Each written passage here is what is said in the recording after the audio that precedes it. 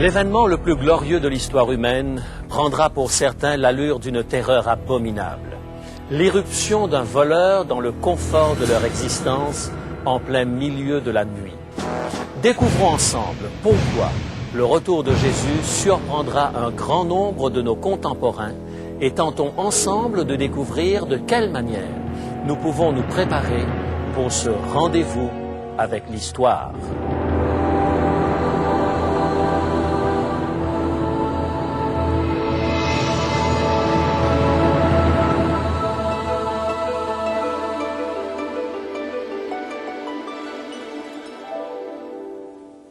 Il est écrit, je suis José Élysée et je vous propose la solution à vos besoins les plus profonds, Jésus-Christ.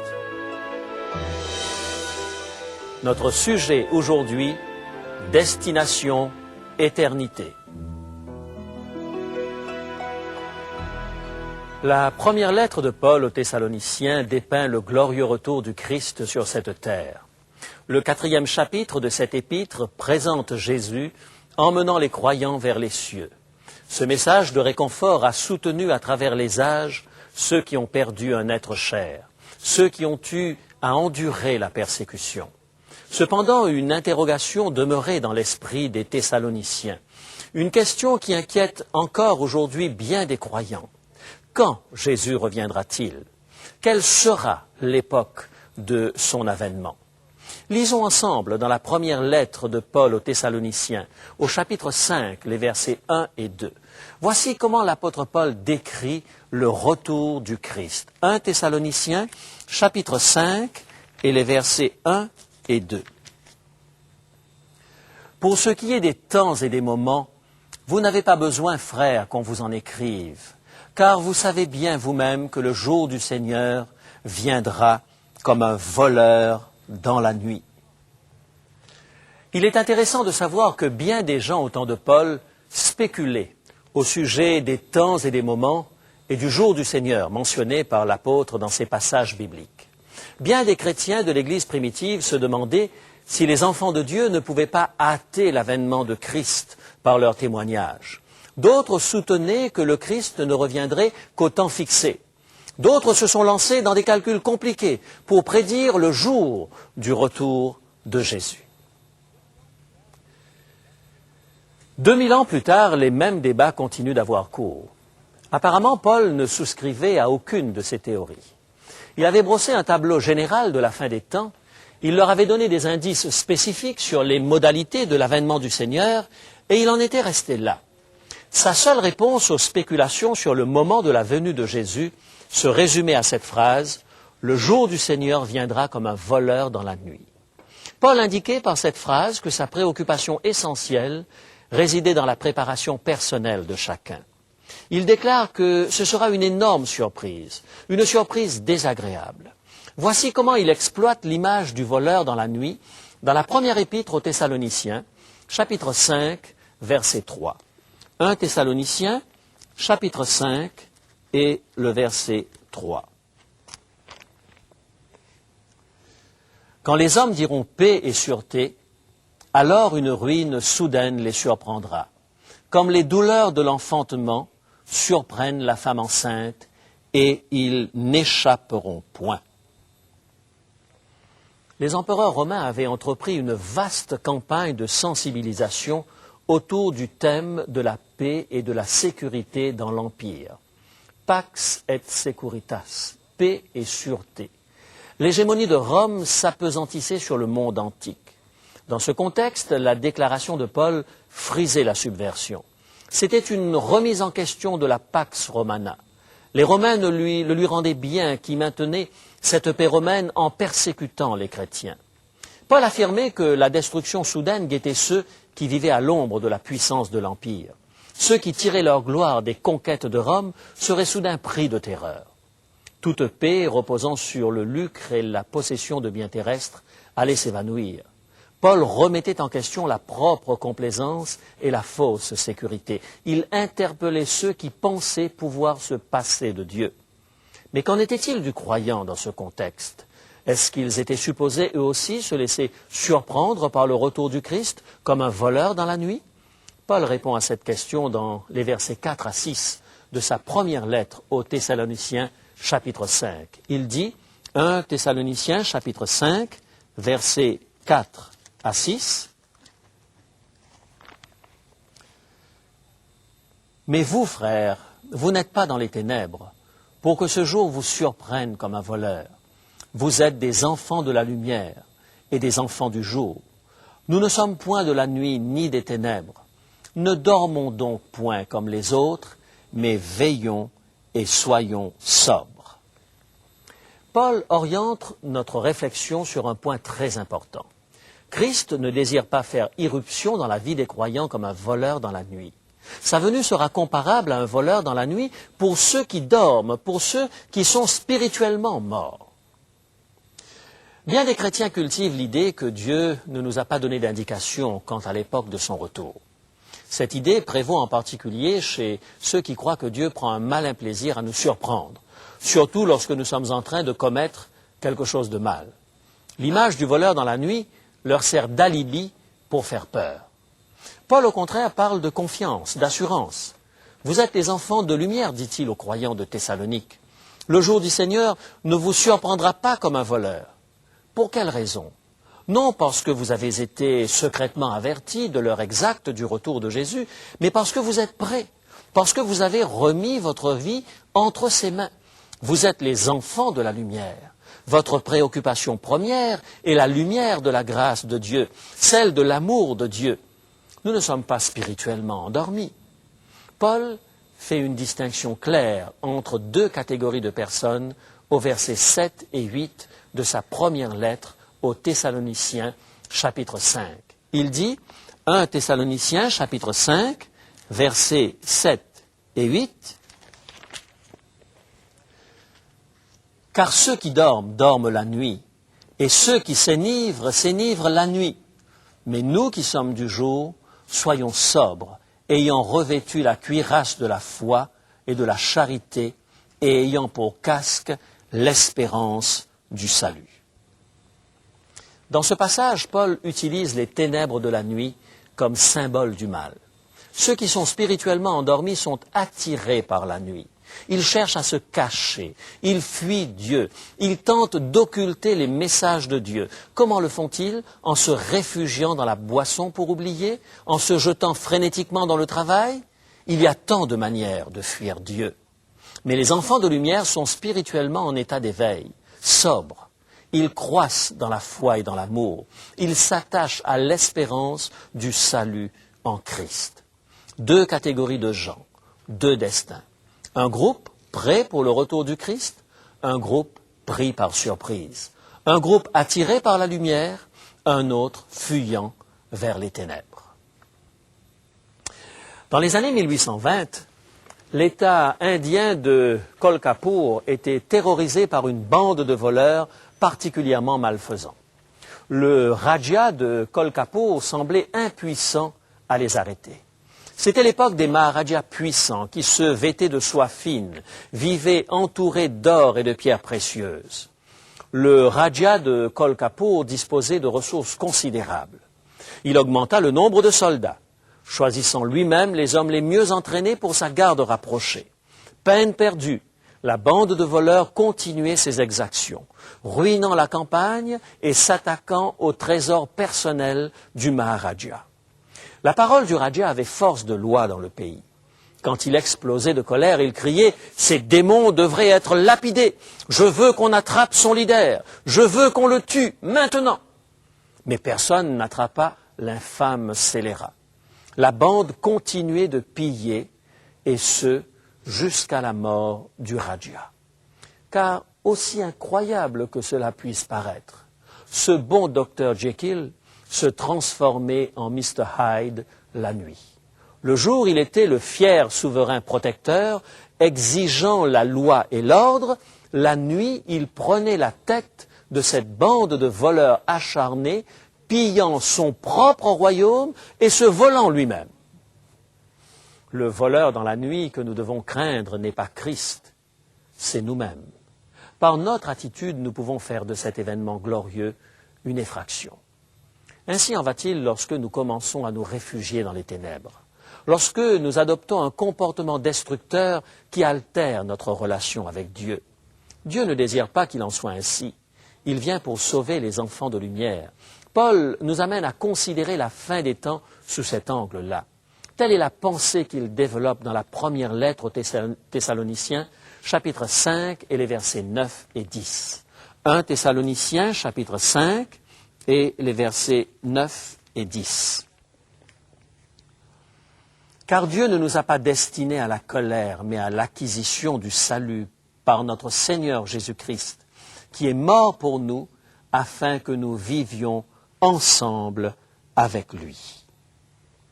Les enfants de la lumière ont une destinée, le salut en Jésus-Christ. Paul ne nous invite pas à demeurer sur nos gardes avec la peur au ventre. Nous ne sommes pas appelés à être des sentinelles vigilantes parce que Dieu essaye de nous surprendre. Non, nous sommes aux avant-postes parce que nous sommes confiants dans notre destinée. C'est notre ami que nous attendons, celui qui est mort pour nous. Nous puisons notre courage dans cette espérance et nous demeurons vigilants, résistants à l'assoupissement spirituel au jour du Seigneur. Nous possédons la consolation éternelle et une solide espérance. Lisons dans le 2e livre de Paul aux Thessaloniciens, chapitre 2 et les versets 16 et 17. 2 Thessaloniciens, chapitre 2, versets 16 et 17. Que notre Seigneur Jésus-Christ lui-même et Dieu notre Père qui nous a aimés et qui nous a donné par sa grâce une consolation éternelle et une bonne espérance console vos cœurs et vous affermisse en toute bonne œuvre et en toute bonne parole. Remarquez le lien entre expérimenter l'espérance et être établi en toute bonne œuvre et en toute bonne parole. Ceux qui possèdent la bonne espérance croissent. Ils ont un objectif et ils savent où ils vont. Par contre, ceux qui sont spirituellement endormis ne savent pas où ils vont. Ils agissent, ils s'activent, mais sans but précis. On raconte que l'écrivain Thomas Huxley arriva avec du retard dans une ville où il devait présenter un discours. Il sauta dans un fiacre et hurla au cocher « Vite, vite !» Le conducteur, obéissant, fit claquer son fouet et le véhicule s'élança dans la rue à toute vitesse. M. Huxley, à bout de nerfs, s'enfonça dans son siège, soulagé, mais un chaos le tira de sa béatitude. Il cria « Hé, hé, savez-vous où je veux aller ?»« Non, votre honneur, répondit le cocher, mais je fonce aussi vite que je peux. » De nombreuses personnes foncent de nos jours. Bien des choses se produisent dans leur vie. Ils sont toujours en route pour quelque part. Mais combien parmi eux savent réellement où ils vont? C'est la conséquence de la somnolence spirituelle. Vous perdez le nord, vous avancez sans but, et soudain le retour du Christ vous tombe dessus comme un voleur dans la nuit. Un savant distrait voyageait en train, totalement absorbé dans sa lecture. Le contrôleur lui demanda son billet. Le savant se mit à fouiller ses poches sans succès. Devant l'échec de ses recherches, le contrôleur lui dit gentiment « Peu importe, monsieur, lorsque vous l'aurez retrouvé, postez-le à la compagnie. Je suis certain que vous ne voyagez pas sans billet. » Le savant répliqua, pris de panique « Non, il est indispensable que je retrouve mon billet maintenant, car j'aimerais bien savoir où je vais. » Dans sa distraction, il avait oublié la destination de son voyage. Savez-vous que bien des chrétiens sont comme cela? Ils savent qu'ils sont dans le bon train, inscrits sur les registres de leur Église, mais ils sont tellement absorbés par d'autres préoccupations qu'ils ont perdu de vue la destination. Le billet pour le ciel est enfoui quelque part au fond de leur poche et il est oublié. Ils doivent à tout prix le retrouver pour se souvenir de l'endroit où ils vont. Ceux qui s'endorment spirituellement ont perdu de vue la destination de leur vie. Par contre, ceux qui sont éveillés spirituellement savent où ils vont. Dans le secret de leur cœur, le ciel est leur maison. Ils ont revêtu la cuirasse de la foi et de la charité et ont pour casque l'espérance du salut. Ils sont affermis en toute bonne œuvre et en toute bonne parole. Ils n'ont pas besoin de consulter leur billet pour se rappeler leur destination. Comment se préparer pour le retour du Christ? Comment demeurer alerte? En tout premier lieu, en devenant enfant de la lumière. Comme le dit Paul, mais nous qui sommes du jour, soyons sobres, ayant revêtu la cuirasse de la foi et de la charité, et ayant pour casque l'espérance du salut. C'est la première lettre aux Thessaloniciens, chapitre 5 et le verset 8. Nous continuons de répondre à l'attente de Dieu. Deuxièmement, nous acquérons une vision sûre de notre destinée future. Nous sommes en croissance permanente en Christ. Paul affirme que Dieu nous a destinés à l'acquisition du salut par notre Seigneur Jésus-Christ qui est mort pour nous. 1 Thessaloniciens, chapitre 5, verset 9. Considérons maintenant la troisième caractéristique de ceux qui sont prêts pour le retour du Christ, selon ce que Paul écrivait aux Thessaloniciens. C'est si simple qu'il est facile de passer par-dessus sans le remarquer. C'est le désir de voir Christ revenir. Voici comment Paul décrit le second avènement dans 2 Thessaloniciens, chapitre 1 et le verset 10. Il en parle comme d'une époque précise. 2 Thessaloniciens, chapitre 1 et le verset 10. Lorsqu'il, Jésus-Christ, viendra pour être, en ce jour-là, glorifié dans ses saints et admiré dans tous ceux qui auront cru. Voici le Christ glorieux, objet de l'admiration de ceux qui l'attendent. Dans d'autres passages, l'apôtre décrit l'événement comme un temps de délivrance par rapport à la colère à venir. Un moment où les croyants appelés dans le royaume et la gloire de Dieu seront réunis avec lui. Lorsqu'il viendra pour être en ce jour-là glorifié dans ses saints et admiré dans tous ceux qui auront cru. Voici ce que déclare Paul dans 1 Thessaloniciens, chapitre 2 et le verset 19. 1 Thessaloniciens, chapitre 2 et le verset 19. Qui est en effet notre espérance ou notre joie ou notre couronne de gloire? N'est-ce pas vous aussi devant notre Seigneur Jésus lors de son avènement? Ces versets font clairement ressortir que Paul voulait que Jésus revienne. Il attendait avec impatience ce retour. Il le hâtait. Il désirait passionnément être le témoin de ce grand événement. Une attente joyeuse. Paul était en état d'alerte parce qu'il désirait ardemment que Jésus vienne. Interrogeons-nous. Désirons-nous vraiment que Jésus revienne? Ceux qui dorment spirituellement ont perdu ce désir. Ils n'attendent plus rien. Être réellement prêt pour le retour du Christ se résume à ce point fondamental, désirer qu'il revienne. Je ne peux construire de toutes pièces ce désir. Désirer le retour du Christ est une conséquence, la conséquence d'une relation d'amour avec Christ, d'un cheminement pendant lequel nous avons appris à le connaître. Si Christ est votre ami personnel, vous posséderez au fond de vous-même ce désir de le voir face à face. Mais si votre billet pour le ciel s'est perdu, confondu avec tout ce que vous traînez au fond de votre poche, si vos multiples obligations occultent la bienheureuse espérance, Jésus vous apparaîtra alors comme un intrus, un voleur qui pénètre chez vous par effraction en plein milieu de la nuit. Désirez-vous ardemment que Jésus revienne? La réponse à cette question détermine notre attitude. Et pourtant, la souffrance, le chagrin, la douleur du monde, l'effusion du sang, la pauvreté, l'injustice, toutes ces calamités ne font-elles pas que mon cœur aspire à ce pays où il n'y aura plus de mal, un pays où la joie, le bonheur et l'allégresse régneront pour toujours? Souvenez-vous que Dieu ne désire pas que son retour soit pour vous une mauvaise surprise. Dieu désire que nous soyons des enfants de la lumière. Dieu désire nous donner l'assurance qu'il conduit notre destinée. Dieu désire que nous apprenions à le connaître afin que le retour de Jésus soit pour nous une bienheureuse espérance. Taylor, un général de l'armée américaine, vécut le tournant de sa carrière lorsqu'il eut à combattre une armée 4 fois supérieure en nombre à la sienne. Les troupes de Taylor faisaient face aux forces mexicaines du général Santa Anna. Bien que son armée fût inférieure en nombre, Taylor réussit à déjouer les tactiques de son adversaire et remporta une victoire décisive à la bataille de Buena Vista.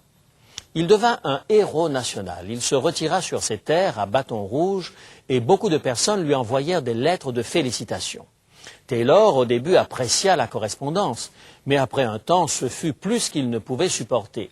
Il était submergé de milliers de lettres dont beaucoup n'étaient pas suffisamment affranchies et elles commencèrent à s'empiler au bureau de poste. Finalement, le général Taylor décida de refuser tout courrier et le postier local dut envoyer toutes les lettres au bureau des rébus à Washington. L'histoire de Taylor eût pu s'arrêter là si la visite d'un vieil ami n'avait éveillé la curiosité de Taylor. Pourquoi, demanda cet ami, n'avait-il pas répondu au courrier de Philadelphie? Le général ne recevait plus de courrier depuis belle lurette. Cet ami persuada Taylor de contacter le bureau des courriers non réclamés pour retrouver cette lettre. Ce que fit Taylor. La lettre était une invitation à une convention politique à Philadelphie. Le général Zachary Taylor s'y rendit, fut nommé à la Convention et devint le 12e président des États-Unis d'Amérique. Sans l'intervention de son ami, il n'aurait jamais entrepris cette démarche pour retrouver cette lettre enfouie dans le bureau des courriers non réclamés à Washington. Mes amis, je voudrais jouer pour vous le rôle de l'ami de Zachary Taylor aujourd'hui. Ma prière est qu'aucun d'entre vous ne manque le bateau. Remettez les priorités là où elles doivent être. Ne manquez pas votre destinée avec Christ. Notre invitation est ici, dans ces lettres. Ne les laissez pas aboutir sous la pile de prospectus non ouverts. Elles vous parlent de l'événement glorieux qui vient bientôt. Elles vous disent comment faire du retour de Jésus votre grande espérance. Prions. Tendre Père, réveille-nous de notre sommeil spirituel. Rends-nous conscients de ce qui est essentiel. Apprends-nous à faire le tri dans notre vie, à laisser tomber tout ce qui nous enfonce dans les ténèbres et nous éloigne de Dieu. Merci pour la vie, la mort et la résurrection de Christ. C'est lui qui donne un sens à notre destinée. Nous acceptons cette espérance dans nos cœurs. Garde-nous veillants dans la joie, comptant sur ta grâce, ta miséricorde et ta vérité. Au nom de Jésus. Amen.